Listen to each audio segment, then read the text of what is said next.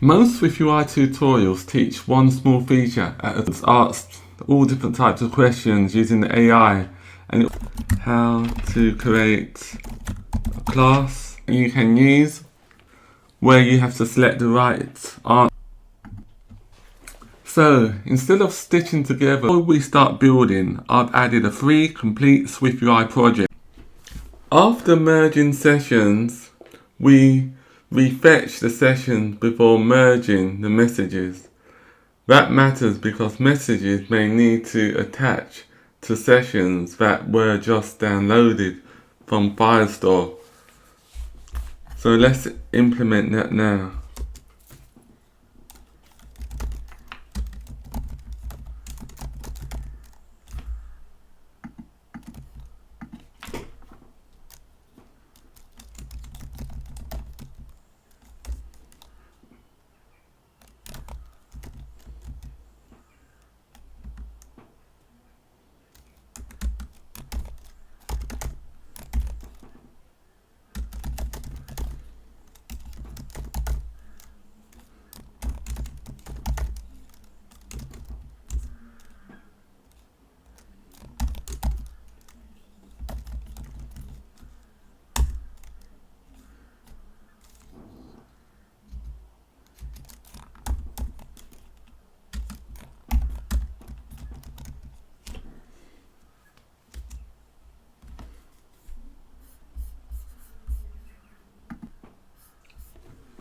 I just copy some more code from the clipboard.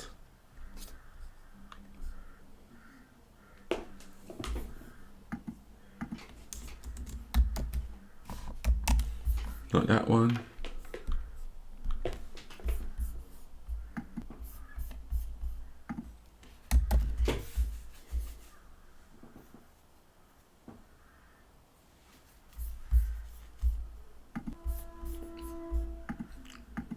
These functions don't exist at the moment, we'll create them later.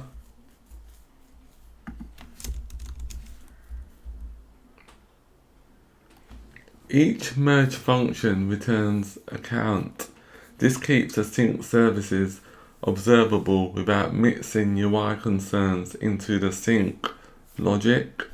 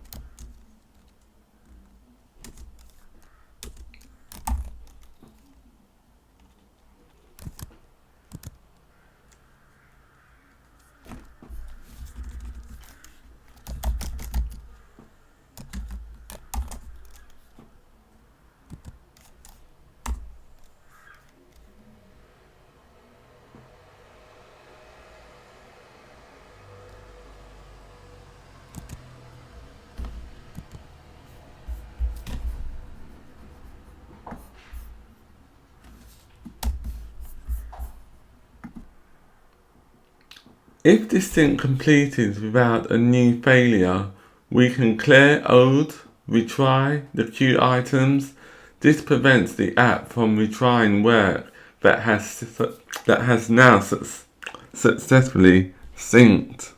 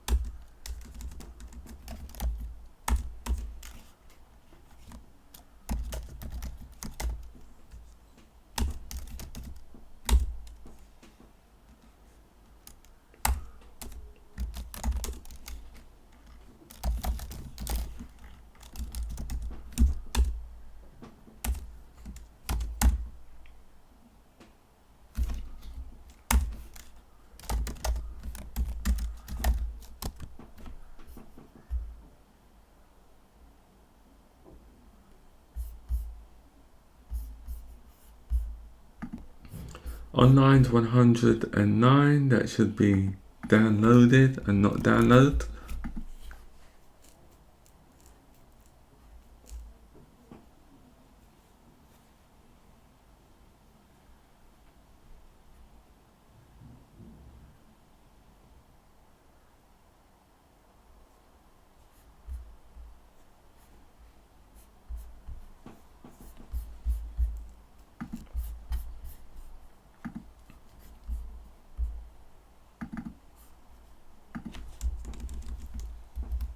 The caller gets one clean summary object back that is useful for showing sync status, debugging, logging, or deciding what message to show in the UI.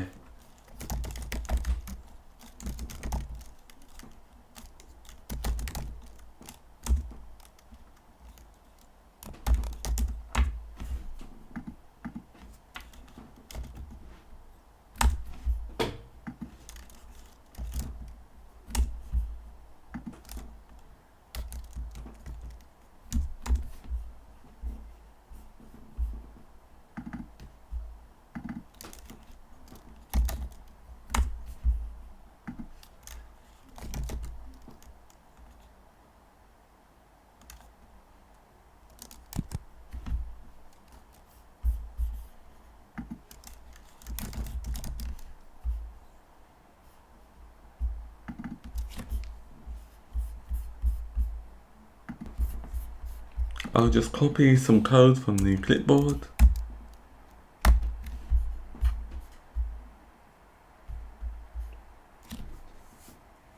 Firestore returns a raw document data. We map it into a remote document, so the merge layer does not depend directly on Firestore snapshot types.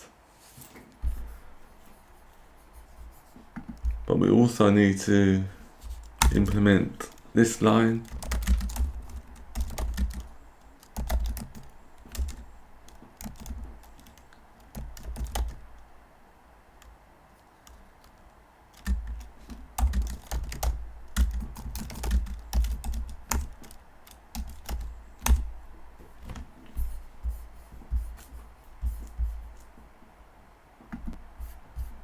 I'll just copy some more code from the clipboard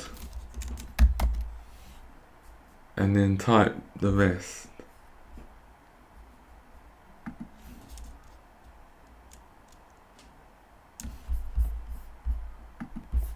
On lines 165 to 66, before writing, we read the current version, as in the revision number. This gives us a basic version number that can help identify whether local and remote data have been changed.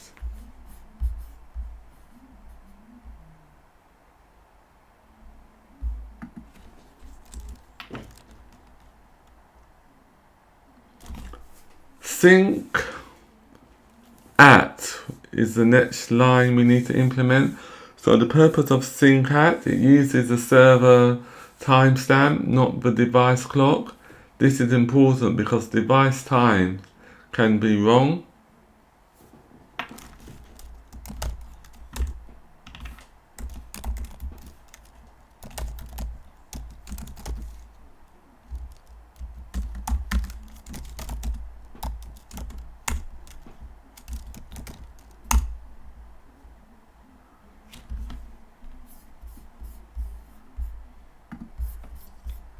I'll just copy some more code from the clipboard again.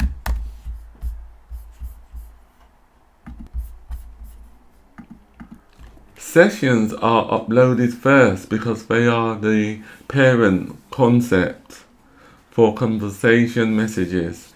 Keeping this order makes the sync flow easier to reason about when relationships are restored later.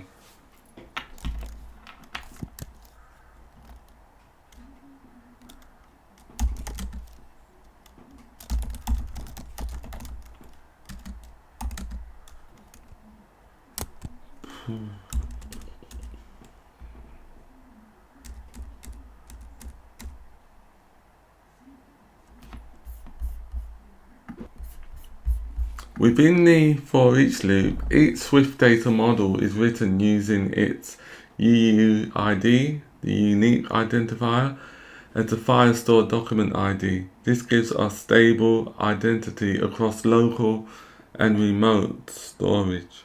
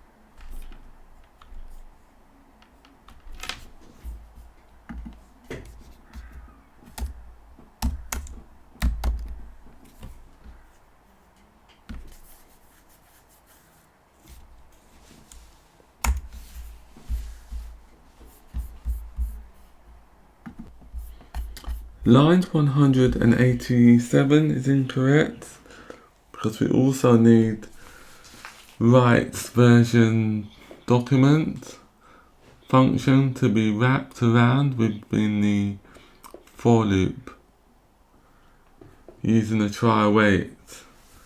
So I'll just copy and paste the correct code.